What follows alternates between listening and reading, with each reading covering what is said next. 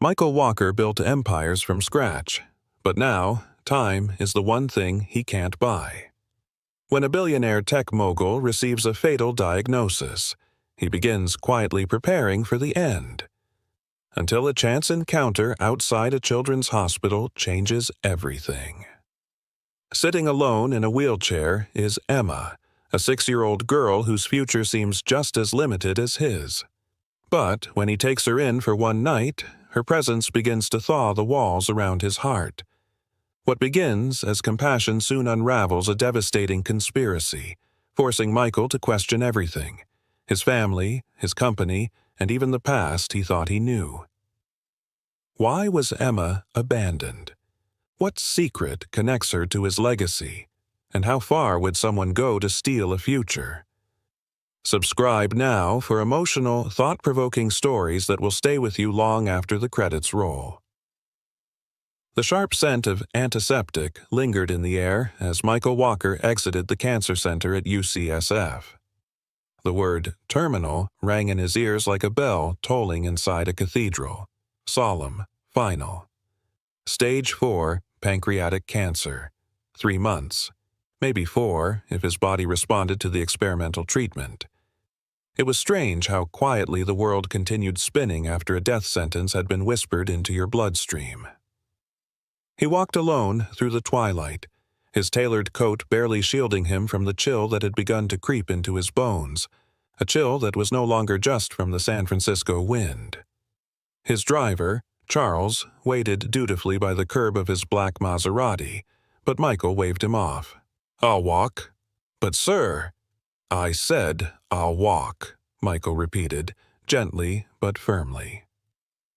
Charles nodded, understanding this was one of those moments where no chauffeured car could insulate a man from the gravity of his own mortality. Michael passed the hospital's rose garden, the one he'd never noticed before.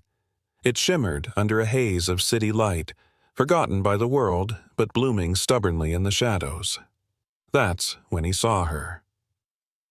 A small figure, maybe 6 years old, sat alone in a wheelchair near the edge of the garden path. Her head was bald beneath a knit cap, her wrists thin like dry twigs, and an IV line trailed from her arm into a bag that hung from the chair's handle. She stared upward, not at the stars, but at the lights of the hospital windows, one by one, turning off like dimming hopes. Michael slowed, something in her stillness anchoring him. She wasn't crying, she wasn't begging, she was just there. She looked over and caught his gaze. Her eyes were wide but not afraid, not desperate, just curious. "Are you a doctor?" she asked, her voice a soft whisper in the hush of the evening. "No," Michael replied after a beat. "I'm just passing through." The girl tilted her head. "Are you sick?" Michael paused. "Yeah," he said quietly. "I am." She nodded like she understood too well. "Me too, but I'm getting better." Her optimism struck him like a hammer to glass. "What's your name?" "Emma," she said, smiling faintly. "What's yours?" "Michael." "Michael," she repeated thoughtfully, then pointed to a bench nearby. "You look like you need to sit." He chuckled despite himself. "Do I?" Emma shrugged. "That's what Nurse Carla says when I look like that." He hesitated, then sat on the bench a few feet away from her wheelchair. The silence stretched between them, but it was peaceful, not awkward. After a few moments, she reached into a bag beside her and pulled out a worn, dog-eared copy of The Little Prince. "Do you want me to read to you?" she asked. He blinked. "You want to read to me?" Emma nodded, opening to a page with a carefully placed sticker. "This one's my favorite." As her small voice filled the air, reading about lonely planets and invisible friends, Michael felt something shift in his chest, something he didn't recognize at first. It wasn't fear, it wasn't sadness, it was warmth.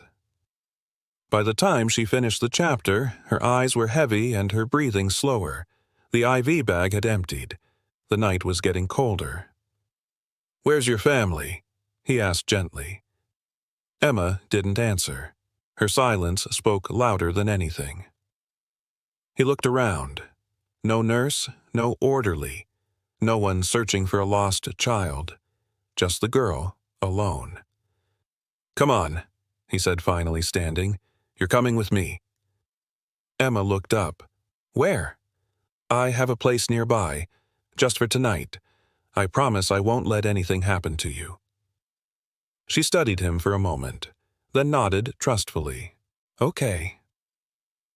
As he pushed her wheelchair down the path, past the silent hospital, past the world that had left them both behind in different ways, Michael felt a strange sense of purpose flicker inside him. He had 3 months left. But tonight, something had begun. The city skyline shimmered behind them as Michael cradled the girl gently in his arms. Her small frame felt fragile beneath the oversized hospital blanket. She hadn't spoken again since they left the garden. Not a word. Just rested her head against his chest and clutched the dog-eared copy of the little Saud Prince, as if it were a lifeline. Inside the penthouse, silence felt less like luxury and more like loneliness. Michael placed her carefully on the oversized leather couch, kneeling beside her to keep eye level. "You hungry?" he asked softly. She blinked slowly, then shook her head no. "Do you have a name?" There was a long pause before she nodded once. He smiled faintly. "Okay. Want to tell me?" Her lips barely moved. "Emma." Michael's heart twisted. Emma. It suited her. Simple, beautiful, resilient. "Emma," he repeated, letting the name linger in the quiet. "That's a strong name. You want to sleep here tonight? It's safe." Her head tilted slightly. "Will I be sent back?" He froze. "Back where?" She looked away. "Where the beds are close together and the air smells like bleach." Michael closed his eyes. Foster care. Shelters. Maybe worse. "No," he said firmly. "You stay here tonight. No one's taking you anywhere." He brought her a glass of warm milk and a thick, folded blanket. "You want me to read to you?" he asked, holding up the book she had clung to like armor. Emma hesitated, then nodded. They sat there together on the couch, Michael reading slowly, letting the rhythm of the words soften the silence between them. Emma's eyes began to flutter. By the time he reached the part where the little prince meets the fox, she had curled up like a sleeping cat. And, for the first time in decades, Michael didn't feel alone. The next morning, sunlight painted gold across the hardwood floor. Emma stirred on the couch, blinking at the light streaming in through the tall windows. Michael was already up, sipping coffee, laptop open, but untouched. She sat up groggily and rubbed her eyes. "Is it morning?" "Yep," he said, offering her a smile. "Thought I'd make blueberry pancakes. I haven't cooked in, well, a very long time." Her eyes lit up briefly, just a flicker. "I like blueberries." He nodded and headed toward the kitchen. Emma padded in behind him minutes later, watching curiously as he fumbled through the process like a man remembering how to be human. "You don't know how to cook, do you?" she asked plainly, arms crossed. Michael chuckled. "Not even a little. I'm pretty good at ordering takeout, though." She gave him a small smirk. "Pancake mix is easier if you don't forget the eggs." He grinned sheepishly. "Noted." As they ate lopsided pancakes at the marble kitchen island, Emma spoke between cautious bites. "Are you rich?" Michael nearly choked on his coffee. "That's a big question. You have more rooms than a library." He smiled. "I guess that makes me rich in square footage." She narrowed her eyes. "That's not what I meant." Michael exhaled slowly. "Yes, I have money. More than most. Why do you ask?" Emma stared down at her plate. "Because the people who sent me away said sick kids cost too much." The sentence landed like a knife in his chest. "Sick?" he echoed. She nodded, brushing crumbs off her lap. "They said I'd be gone soon anyway." Michael looked at her, really looked at her. Pale skin, delicate arms, a weariness that no child should carry. Something in him cracked open. That afternoon, he called his attorney. "I want to become her legal guardian." "You what?" Marcus barked from the other end. "Michael, you're in the middle of finalizing 2 global mergers. You've just been given 3 months to live. And now you want to adopt a dying child?" Michael's voice was quiet but resolute. "She needs someone to color with." There was a pause. "You're serious?" "I've never been more serious about anything in my life." The morning sun filtered through the floor-to-ceiling windows of Michael's penthouse, casting a warm glow over the sleek, modern furnishings. Emma sat at the kitchen island, her small hands wrapped around a steaming mug of cocoa. Michael watched her from across the room, his heart heavy with the weight of the decision he had made. He had contacted his attorney, Marcus, the night before, expressing his intent to become Emma's legal guardian. Marcus had been skeptical, to say the least. "Michael, you're dealing with your own health issues. Taking on the responsibility of a child, especially one with medical needs, is a significant commitment," Marcus had cautioned. "I understand, Marcus," Michael had replied, his voice resolute. "But I can't ignore this. She needs someone, and I have the means to provide for her." Now, as he approached Emma, he forced a smile. "How's the cocoa?" Emma looked up, her eyes bright. "It's good, thank you." He nodded, taking a seat beside her. "Emma, I want to talk to you about something important." She tilted her head, curious. "I've spoken to someone about becoming your legal guardian. That means you would live here with me and I would take care of you." Emma's eyes widened. "Really?" "Yes, really," he affirmed gently. A smile spread across her face, but it quickly faded. "What if you get tired of me, like the others did?" Michael's heart ached at her words. "I won't get tired of you, Emma, I promise." She studied him for a moment, then nodded slowly. "Okay." Over the next few days, Michael worked tirelessly to make the penthouse more child-friendly. He converted one of the guest rooms into a cozy bedroom for Emma, complete with a canopy bed, stuffed animals, and shelves filled with books. He also arranged for a pediatrician to visit the penthouse and conduct a thorough examination of Emma. Dr. Patel, a compassionate and experienced physician, arrived promptly. "Emma, I'm Dr. Patel," she said warmly. "I'm here to check on your health." Emma nodded shyly, allowing the doctor to examine her. After the examination, Dr. Patel pulled Michael aside. "She's malnourished and anemic. We'll need to run some tests to determine the extent of her condition." Michael nodded, concern etched on his face. "Do whatever you need to." As the days passed, Emma began to settle into her new home. She and Michael developed a routine, sharing meals, reading books, and even watching movies together. Laughter began to fill the penthouse, replacing the silence that had once dominated. One evening, as they sat on the couch watching a movie, Emma turned to Michael.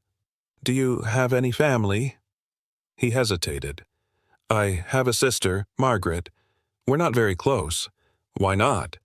"It's complicated," he replied, his gaze distant. Emma reached out and took his hand. "Maybe you can fix it." Michael looked at her, surprised by her insight. "Maybe." The following morning, Dr. Patel returned with the test results. "Michael, Emma's condition is more serious than we initially thought," she said gravely.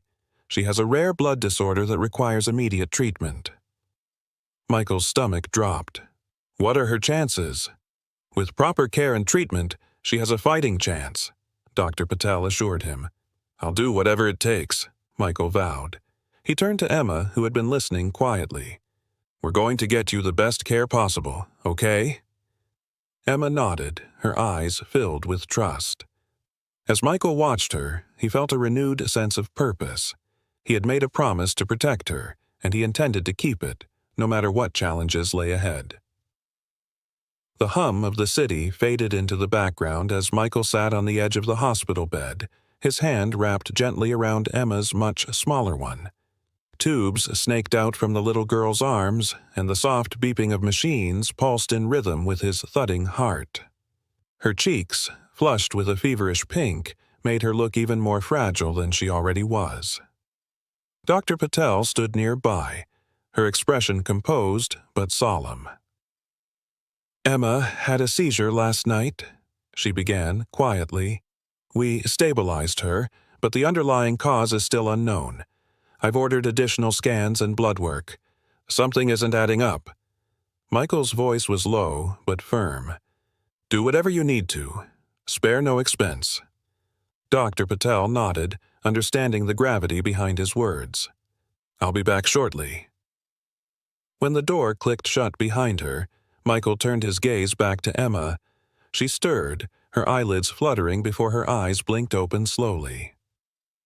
"Hey, kiddo," he whispered, stroking her hair gently. "You gave us quite the scare." Emma tried to smile, but her lips barely curved. "Did I miss the movie night?" Michael chuckled softly, his throat tight. "We'll have a makeup night. Double feature, your choice." She closed her eyes again, whispering faintly, "Deal." The rest of the day passed in a blur of lab coats and concerned nurses. Michael refused to leave her side, even when his assistant called repeatedly about the investor meeting he was supposed to lead. Finally, by late afternoon, Dr. Patel returned, a thick file clutched to her chest. "I found something," she said cautiously. "Emma's original diagnosis. It might have been wrong, or worse, deliberately manipulated." Michael's eyes narrowed. "What do you mean?" Dr. Patel handed him the file. "Her medical records are riddled with inconsistencies, test results missing, others duplicated, some altered entirely. I ran a fresh panel this morning and her markers don't align with the progression of the disease she was supposedly diagnosed with." Michael scanned the records, his hands trembling. "Are you saying she's not terminal?" "I'm saying we need to keep her here a little longer for confirmation," Dr. Patel said carefully. "But yes, it's possible. It's even likely." The revelation hit him like a tidal wave. Confusion, relief, fury, all colliding in his chest. "Who would do this to a child?" he asked hoarsely. "I don't know," she admitted, "but someone went to great lengths to make her look untreatable." Michael sat back down beside Emma, watching her sleep peacefully for the first time in days. His mind raced. Who would benefit from her disappearance into the foster system? Who would have access to falsify her medical history? He didn't have answers yet, but he knew one thing with gut-wrenching clarity. He had to protect her, now more than ever. Later that evening, Emma stirred again. Her voice was weak but steady. "Are you mad at me?" she asked. Suddenly, Michael's heart broke all over again. "Mad at you? Never." She hesitated. "Because I get sick a lot." "No, sweetheart," he said softly, brushing a strand of hair from her face. "None of this is your fault. Sometimes I hear the nurses say, 'I'm too expensive,'" she said, her eyes welling, "that I take too much time." Michael swallowed hard. "Emma, listen to me. You are not a burden. You are brave, and you matter, more than you know." Tears rolled down her cheeks as she nodded. "Okay." He reached into his coat pocket and pulled out a small, leather-bound notebook. "From now on, we're going to write down all the things you want to do, every dream, every silly idea, every goal, and we'll chase them together." Emma smiled, a real one this time. "Even if it's silly?" "Especially if it's silly." And with that, he handed her the pen. She gripped it tightly, like it was the first real thing that ever belonged to her. That night, as the city lights twinkled outside the hospital window, Emma scribbled her first entry with deliberate, careful letters. "Eat blueberry pancakes on a rooftop, with Mr. Michael." Michael read it, nodded with a smile, and wrote underneath it, "Deal." 3 days later, the elevator doors opened to the 47th floor of Walker Global's glass tower in downtown San Francisco. Emma stepped out hand in hand with Michael, her tiny fingers curled around his larger ones. She wore a bright yellow cardigan over her hospital gown. Dr. Patel had granted her a few hours outside for sunlight therapy, and Emma had insisted on using that time to help Mr. Michael with his scary adult meeting. Michael smiled to himself. For once, the thought of a quarterly investment report didn't terrify him. It just felt irrelevant. Inside the boardroom, 11 stern-faced investors sat in a circle, flanked by charts, laptops, and a projection screen that read, Walker, Global Q3 Emergency Session. Margaret Walker, his older sister and acting CFO, was already at the head of the table, her tone clipped as she spoke. And given Michael's prolonged medical leave, we must discuss contingency plans for board leadership. I propose a temporary executive reassignment. Her voice trailed off when the door opened and in walked Michael, with Emma. Every pair of eyes turned to the child. Emma blinked, overwhelmed by the towering glass walls, the suits, the icy stairs. She tugged nervously at her cardigan sleeve. Margaret's voice rose sharply. "What is the meaning of this?"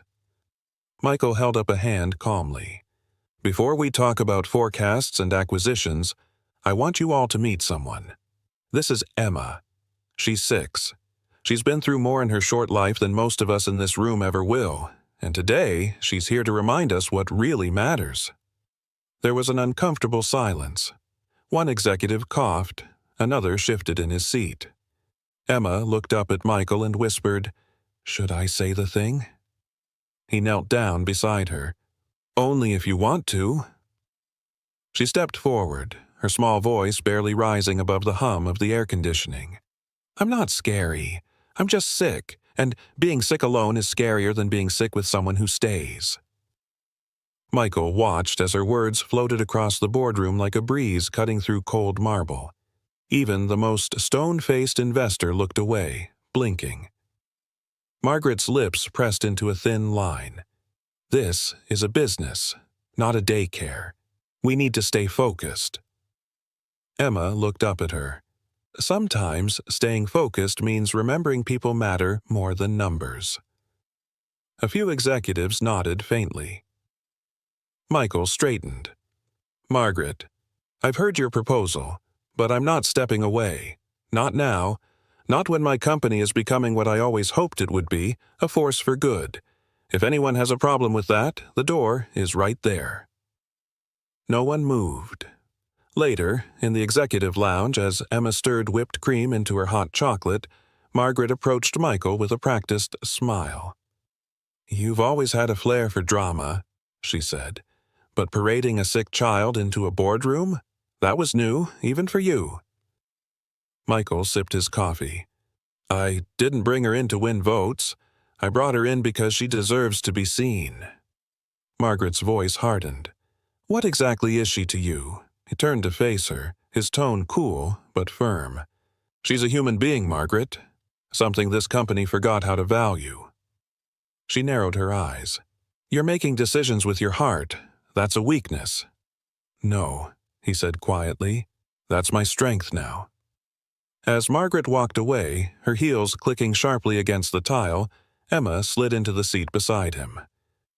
"Did I do okay?" she asked hopefully. Michael reached over, brushing a crumb off her cheek. "You did better than okay.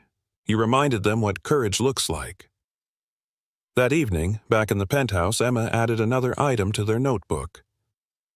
"Wear a big dress and eat ice cream in a fancy place, like a queen." Michael grinned. "A very specific queen?" She nodded. "Like in those movies where they forgive people and dance with candles." He laughed, freely, openly. "Then we better start planning a royal ball." As Emma giggled and leaned her head against his shoulder, Michael felt something stir in him, a quiet shift. He was no longer a man avoiding his fate. He was a man walking into it, hand in hand with someone who needed him. And, for the first time in years, that felt like enough. Michael stood in front of the mirror, smoothing down the collar of his tailored charcoal jacket. His hands trembled slightly, not from illness, but nerves. Tonight wasn't about shareholders, market analysts, or expansion plans. Tonight was about Emma. The grand dining hall of the Walker estate had never looked warmer. Candlelight flickered against the crystal glasses and golden flatware. Waitstaff moved quietly between white-draped tables, placing dishes that cost more than Emma's entire foster care stipend. And at the center table, a hand-painted place card read, Emma Grace Walker. Emma twirled in her new dress, sky blue satin with a ribbon tied neatly at the back. "Do I look like Cinderella?" she asked, her eyes wide with anticipation. Michael crouched beside her, his smile softening into something deeply paternal. "You look braver than Cinderella ever did." The room began to fill with Michael's closest friends, a network of industry titans and polished elites who'd built their lives on calculated risk. Among them was Margaret, ever poised, her presence icy as she made her entrance in a dark green sheath dress. Her eyes landed on Emma with a raised brow. "A charity gala without a press release?" she murmured, sidling up to Michael. "Unusual for you." "It's not a gala. It's dinner," he replied calmly, "with someone who deserves to be celebrated." Margaret leaned closer, lowering her voice.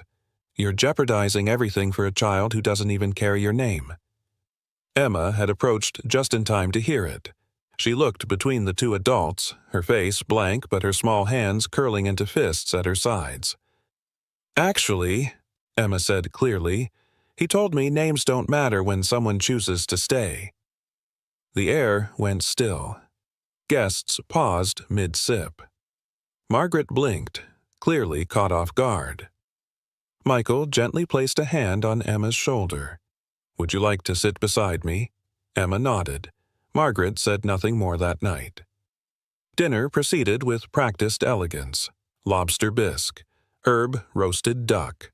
But the true heart of the evening came near dessert when Emma stood on the small platform where Michael had once delivered speeches about quarterly growth and international licensing. She clutched the microphone nervously, her voice small at first. "Thank you for letting me be here. I know some of you don't understand why a kid like me would be in a place like this, but Mr. Michael says sometimes we rescue each other." She paused, glancing at him, her courage growing. "He rescued me from being forgotten. From hospitals where nobody visited, from sleeping with lights on because I was afraid I wouldn't wake up, and I think maybe I helped him remember how to laugh." A few people in the audience dabbed their eyes discreetly. Others clapped softly. One elderly investor whispered to his wife, "That girl is something else." After dinner, as guests mingled with glasses of brandy and soft piano music played, Michael sat with Emma on the terrace. The stars above them blinked against the San Francisco sky, distant but watchful. "I've never spoken to so many people before," she said shyly. "You spoke to their hearts," Michael replied, brushing a wisp of hair from her face. "Do you think my mom would be proud?" The question struck him unexpectedly. He hesitated, then answered gently, "I think she'd be amazed by you." Emma looked away for a moment. "Sometimes I dream about her. I can't remember her face, but I remember her singing. I think it was 'You Are My Sunshine.'" Michael closed his eyes briefly. That song, he hadn't heard it since college. "You know," he said slowly, "when I was your age, my mom sang that to me too." Emma smiled. "Maybe all the good moms do." They sat in silence for a while, the sound of laughter drifting from the dining room behind them. Then Emma reached out and took his hand. "I don't care if I'm sick," she said, "as long as you don't leave." Michael turned to her, his voice thick with emotion. "I'm not going anywhere, Emma. Ever." Inside, Margaret watched them from behind the glass doors. Her fingers tightened around the stem of her wine glass. She had underestimated Emma, and, perhaps more dangerously, she had underestimated the man her brother was becoming. The fire she had lit years ago, The one that tried to burn down her brother's life was now flickering in the heart of a little girl who was, against all odds, building something stronger in its place. The coastal breeze swept gently through the wide windows of Michael's beach house in Carmel, where morning light spilled across the wooden floors like liquid gold. Emma's laughter danced through the halls, a melodic contrast to the somber silence that once lived in this place. The girl, who had once been forgotten in a hospital corridor, now ran barefoot across his living room, her face illuminated with wonder. "Mr. Michael," she called, "come look. I see dolphins." He rose from his leather chair slowly, setting aside the architectural plans for a new children's ward he'd begun sketching in the evenings. He followed her out to the porch, where she leaned against the railing, squinting toward the surf. "There," she said, pointing. "One just jumped. Did you see it?" He didn't answer right away. Instead, he watched her, how her thin shoulders still trembled with fatigue from last night's seizure, but how her spirit refused to be dimmed. "I saw something even better," he said gently. Emma beamed and turned back to the porch. She retrieved a small notebook from the wicker table beside her, a battered pink spiral one she'd brought from the shelter. "My bucket list," she announced proudly. "Dr. Patel said it's good for kids like me to have one." Michael sat beside her, intrigued. "Let me guess, skydiving?" Emma giggled. "No, that's for brave people. Mine's more me." She flipped open the cover. Neat, determined handwriting stretched across the first page. 1. Ride a horse. 2. Eat blueberry pancakes on a rooftop. 3. Learn how to play piano. 4. Make slime that glows in the dark. 5. Be in a real family photo. Michael's throat tightened at that last one. "These are beautiful," he murmured. "May I help you check a few off?" "Only if you promise not to cancel for meetings," she teased, half joking, half pleading. "I promise." That afternoon, they visited a local stable. Emma was tentative at first, but with encouragement from the patient staff and Michael holding her hand, she mounted a gentle mare named Daisy. Her face, pale from recent treatment, flushed with joy as she trotted slowly in a circle, laughing breathlessly. Michael captured the moment on his phone, saving it alongside hundreds of recent photos he couldn't stop taking. By sunset, they sat on the rooftop terrace of the beach house with a stack of warm blueberry pancakes between them. Emma drizzled maple syrup with serious precision. "This is what heaven probably smells like," she declared. Michael couldn't argue. He hadn't touched his phone all day, not even when his assistant called twice, urgently requesting he review merger documents for an international deal. For the first time in years, business could wait. Later that night, as Emma napped with her head against his shoulder, Dr. Karen Patel arrived, her brow furrowed, holding a folder that seemed heavier than its contents. "I re-ran the blood work," she said in a low voice, stepping into the kitchen. "Something's off, Michael." He followed her, his pulse quickening. "What do you mean?" "The original diagnosis. I compared it against today's labs. The cancer markers are missing." Michael blinked. "Missing?" "Gone. Reversed. There are signs of prior stress in her immune system, yes, but what she was diagnosed with, the fatal markers, they aren't there. I'm sending the samples to a third lab, but Michael, something's wrong. Not with her, with the paperwork." He stared at her, his mind racing. "Are you saying she may have been misdiagnosed?" "I'm saying it may not have been a mistake," Karen said, her voice darkening. "The timing, the guardianship files, the untraceable treatment history? Someone may have wanted her labeled terminal." Michael's stomach dropped. "But why?" Karen hesitated. "That's what we need to find out." A soft voice interrupted them. Emma stood in the doorway, rubbing her eyes. "Is something bad happening?" Michael crossed to her quickly, kneeling down. "No, sweetheart," he said soothingly. "Nothing bad. We're just making sure everything is okay."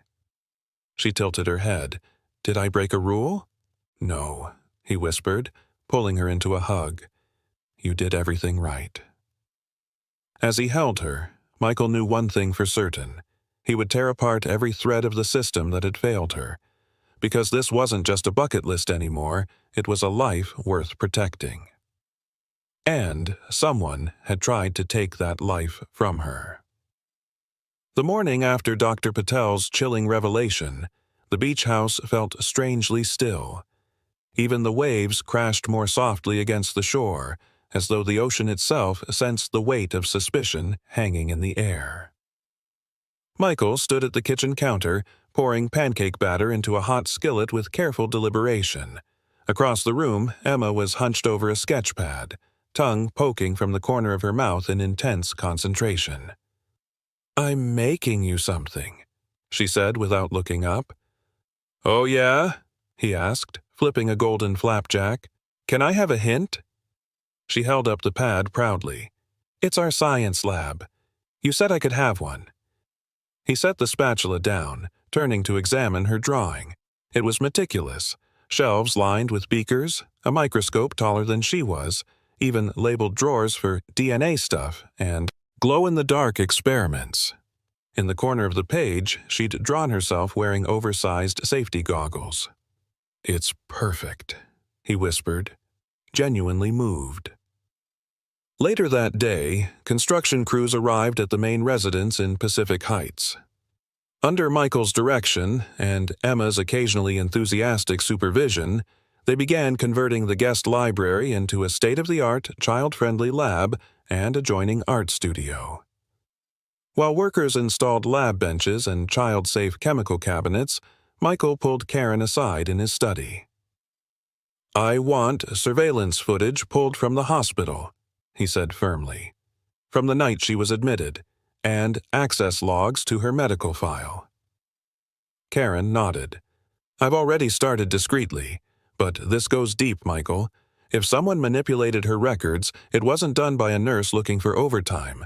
This was calculated." Michael's jaw tightened. "Then we calculate back." That evening, Emma wandered into the nearly finished lab and found Michael unpacking test kits and microscope slides. She tiptoed in like it was sacred ground. "Are we going to do real science?" she asked, awe lighting her face. "The realist," he said, lifting a small box and placing it in her hands. "Your very first experiment kit." Her hands trembled as she opened it. Inside were labeled droppers, test tubes, and a child-sized white lab coat embroidered with her name. "You're trying to fix me," she said quietly. Michael looked at her sharply. "What?" She shrugged. "That's what people do when they think I'm broken." He crouched in front of her, taking her small hands in his. "Emma, I'm not trying to fix you. I'm trying to make sure no one ever lies to you again." Her eyes searched his, and after a long pause she whispered, "Then I'll help." The next day, under Karen's watch, they began carefully rerunning the diagnostics. The results came back faster than anticipated, too fast. Within hours, anomalies began stacking up like dominoes. Karen looked up from the screen, pale. "Michael, we have a problem. The chain of custody on her initial test samples is broken. The ID numbers were rerouted to a different lab, one we don't even use." Michael exhaled harshly. Someone intentionally diverted them. Karen nodded grimly. "And there's more. I contacted Emma's former foster care agency and they claim she was placed under emergency medical guardianship by someone named Margaret Walker." Michael froze. "My sister?" His voice was cold steel. Karen nodded again. "She used a private foundation to funnel money to Emma's treatment, but she also signed off on the palliative-only care order." Michael paced the room, rage and disbelief battling in his chest. Why would Margaret do this? Karen hesitated. "If I had to guess? To force your hand. A dying child you grow attached to, what better way to break your focus? Make you retire early? Or quietly fade away?" Michael leaned heavily on the desk. Emma wasn't supposed to survive long enough for anyone to ask questions. His thoughts spiraled. Margaret's insistence on running board meetings in his absence, her recent push to amend their father's trust, the way she scoffed at his connection to Emma like it was temporary. He turned to Karen. "We need everything. Financials, email logs, signed documents. I want proof." "Michael," Karen said softly, "do you think Emma knows?" He shook his head. "She knows people hurt her, but not how, and she never should."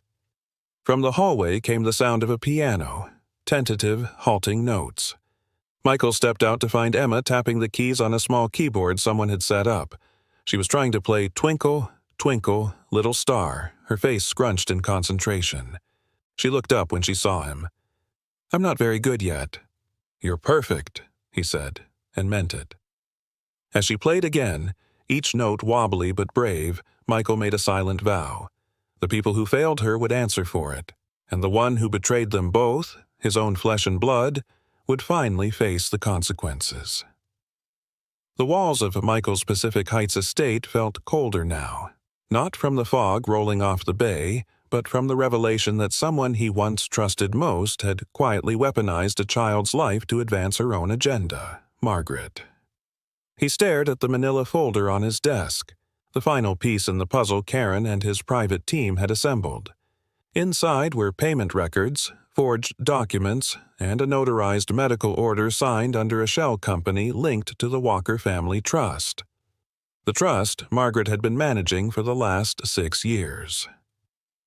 "She paid for Emma's treatments," Karen said quietly, but also directed doctors to classify her as terminal. The misdiagnosis wasn't an accident. It was a strategy.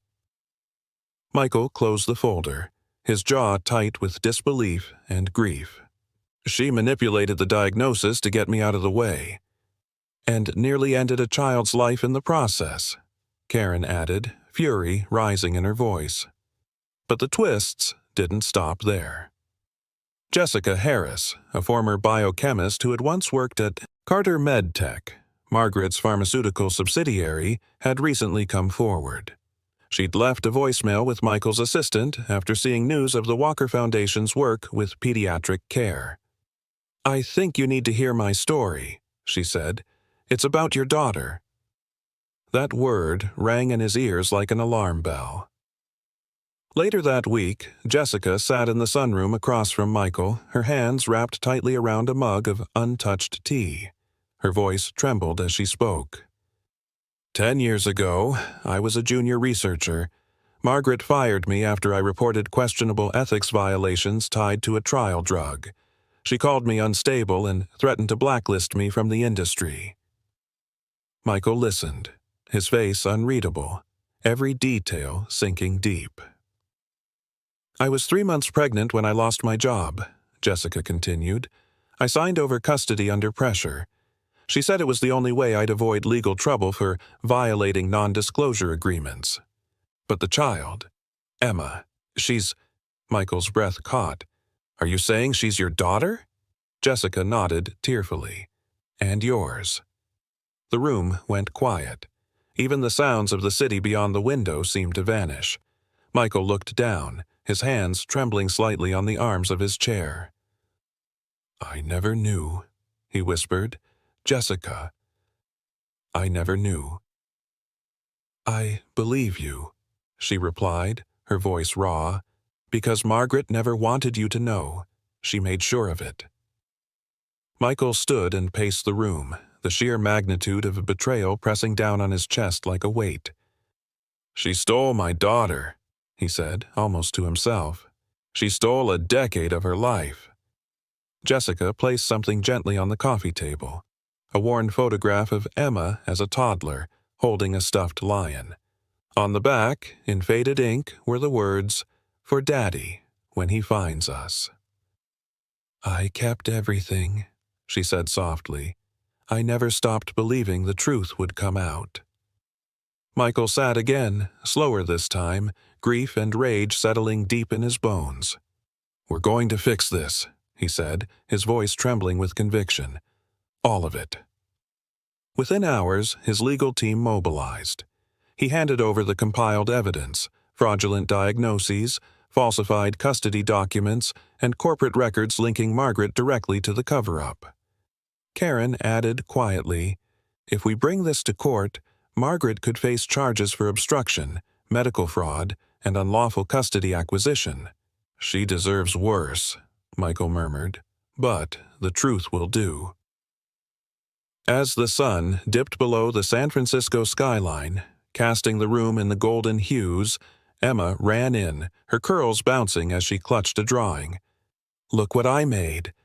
She stopped short, seeing Jessica. There was a pause. Then, slowly, cautiously, Emma tilted her head. "You look like me." Jessica's voice cracked. "That's because I'm your mom." Emma blinked, processing the words. She looked up at Michael. "Is it true?" Michael knelt down, brushing her hair back with trembling fingers. "Yes, sweet pea. She's your mom, and I'm your dad." Emma looked at both of them, tears welling in her eyes, not from confusion, but something older, deeper, like a part of her had always known. "Does this mean I get to stay?" she whispered. Michael pulled her into his arms. "This means you get to begin." As they embraced, Jessica joined them, her hand resting on Emma's back. A broken family, maybe, but now, finally, a found one. The tension inside the Walker Enterprises auditorium felt like a taut wire, silent but vibrating with anticipation. Every executive, shareholder, and department head had gathered under the pretense of a quarterly strategy reveal, but when Michael stepped onto the stage without notes or slides, wearing a solemn expression and a gray suit that seemed heavier than usual, the room collectively sensed something deeper was about to unfold. Michael cleared his throat, his hands steady on the lectern. Behind him, the large screen remained black. "Today's not about market trends or expansion plans," he began quietly, his voice carrying more weight than any earnings projection ever could. "It's about truth, about legacy." A few eyebrows lifted, whispers flickered across the rows. He continued, deliberately, emotionally. "Over the past 2 months, I've discovered a conspiracy rooted within this company. One that betrayed the very values we claim to stand for, and one that nearly cost a child her life." Gasps rustled through the room. A soft click triggered the screen to illuminate, flashing images of internal memos, forged medical records, and emails linking Margaret Walker to falsified test results for a child named Emma. The audience stared in stunned silence. This child was declared terminal, her treatment downgraded, her records tampered with, not due to incompetence but calculated manipulation, by someone who shared my last name and my boardroom. A picture of Margaret Walker, poised, icy, untouchable, filled the screen. The room went still. Even the fluorescent lights seemed to flicker in protest. Michael continued, his voice trembling now. "Emma is not only a child this company failed. She is my daughter, and the woman who orchestrated her suffering is my sister." The collective gasp was audible. From the front row, Margaret stood slowly, her face flushed with fury and disbelief. "You're twisting facts." Michael held up a hand. "Don't. You silenced a mother. You broke laws. You tried to use a child's life to push me aside. But the truth survived your lies." He gestured to the side of the stage where Jessica and Emma stepped into view. Jessica poised, but tearful. Emma clutching a drawing of the three of them holding hands beneath a bright yellow sun. It was silent art, but it said everything. Margaret looked around. No allies stood. No voices rose to her defense. The board members exchanged grave glances. One by one, they began standing, not in protest but in symbolic separation from her. Legal counsel stepped forward. "Effective immediately," the chairwoman declared. Margaret Walker is removed from all board duties and placed under federal investigation for medical fraud, obstruction of justice, and corporate conspiracy. Security didn't need to be summoned.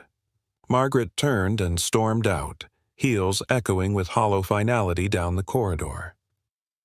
Michael faced the crowd once more, voice calmer now, but no less impassioned.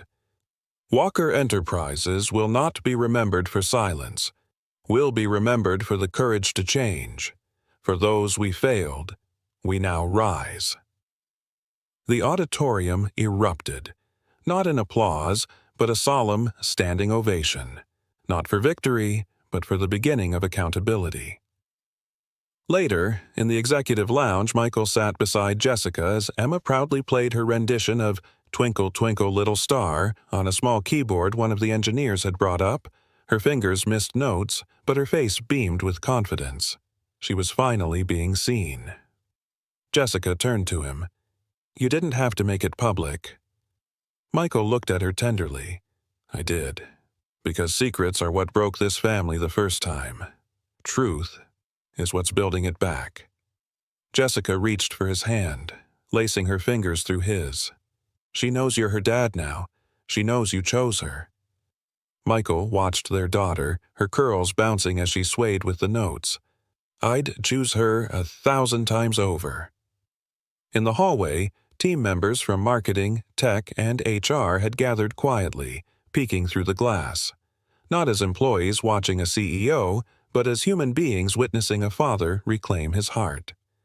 Emma glanced over and waved with both hands. "Daddy, I finished." He rose, walked over, and scooped her into his arms with a laugh so unguarded it surprised even him. "You're amazing," he said sincerely. She giggled. "I know. I get it from Mommy." Jessica smirked. "And maybe a little from you too." Michael smiled, holding them both. For the first time in years, he felt whole, not because of power or profit, but because of truth, family, and the fragile, indestructible thread of love that had woven its way back into his life.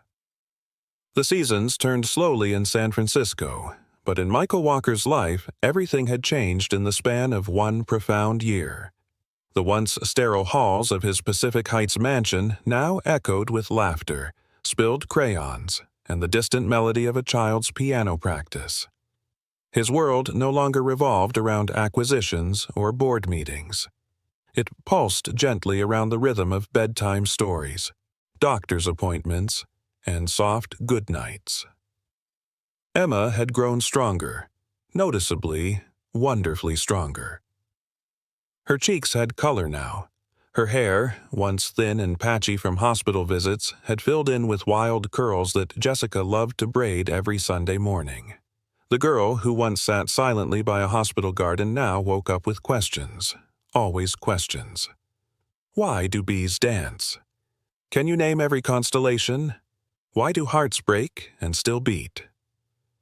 Michael found himself answering with wonder instead of logic. She had retaught him how to feel. One foggy afternoon, the three of them stood at Ocean Beach, barefoot in the cold sand. The tide rolled in, unapologetically loud, as Emma gripped Michael's hand and pointed excitedly toward a kelp-covered rock. "Look, Daddy, that one's shaped like a dog." Michael squinted. "More like a hungry dinosaur." Jessica laughed behind them, wrapping Emma's scarf a little tighter. "She wins, Michael. That's clearly a dog." Emma beamed. "Told you." The easy warmth between them was unspoken but ever-present. Jessica had moved in 2 months ago. The guest room quickly became her office, and the third-floor sunroom transformed into Emma's creative den, overflowing with painted seashells, science experiments, and half-built robots. That night, in the quiet stillness of the penthouse, Michael sat on the edge of his bed, holding a small velvet box. He looked at it for a long time, as if the weight of it could answer all his unspoken questions. Jessica found him there, her sweater sleeves pulled over her hands like she always did when she was nervous. "You okay?" He nodded, slowly. I've been thinking about the Fibonacci sequence. Jessica tilted her head, half smiling. That's not usually how proposals start, he chuckled. It's how nature organizes itself into balance. Spiral galaxies, sunflower seeds, even seashells. It's the mathematics of beauty. Then, carefully, reverently, he opened the box. Inside sat a ring, delicate and unique. The band traced a golden Fibonacci spiral, co-designed by Emma herself, who insisted it be like the ocean and smart at the same time. Jessica covered her mouth with one hand, eyes misting instantly. I don't want to fix the past, Michael said softly. I just want to build the future with you. And with her. Jessica knelt in front of him, her forehead resting against his, tears falling quietly. Yes, she whispered. Yes, Michael. Weeks later, at the newly opened Walker Family Institute for Pediatric Research, reporters gathered beneath a wide white awning. The building shimmered with sustainable glass and chrome, nestled into a green campus built not just for science, but for healing. Michael stood before the crowd, flanked by Jessica and Emma, who wore a tiny lab coat with her name stitched above the pocket. My diagnosis was once a countdown, Michael began, voice thick with memory. But what I thought was an ending was really the beginning of everything I needed to become. He paused, hand resting on Emma's shoulder. This institute is for children like Emma, brave, overlooked, misdiagnosed. It's a promise that no voice will be silenced by status and no future written off because of cost. The crowd applauded, rising slowly, not out of politeness, but because they were witnessing something rare, a man transformed by love. Later that evening, as the sun melted into the bay, the family returned to the place where it had all begun, UCSF Benioff Children's Hospital. They stood quietly at the garden bench where Michael had first seen Emma. She touched the new bronze plaque beneath it, in memory of silent miracles and those who dare to listen. Emma looked up at him. Daddy? Yes, love? Are we a Fibonacci family? He smiled deeply. Better. We're a family with perfect spirals, still unfolding. And as dusk settled around them, they stood hand in hand, Michael, Jessica, and Emma, ready to greet whatever came next, not as fractured souls, but as a beautifully rebuilt whole. The scent of fresh lilies filled the great hall of the Walker Family Institute, where white lanterns danced softly above rows of tables lined with children's art. The room glowed with quiet celebration, nothing ostentatious, just warmth, love, and purpose. It had been a year to the day since Michael had found Emma alone in that hospital garden. Now, the girl who had once barely spoken above a whisper stood at a podium, her voice clear, if a bit shaky. My name is Emma Walker, she began, looking out at the crowd of donors, scientists, and friends. Her fingers clutched nervously around a folded sheet of paper. A year ago, I thought I didn't matter to anyone. I thought I was broken, someone the world had already given up on. Michael watched from the front row, Jessica's hand gently resting in his. His heart thudded with emotion. He could barely believe this radiant little girl was once left alone to die in silence.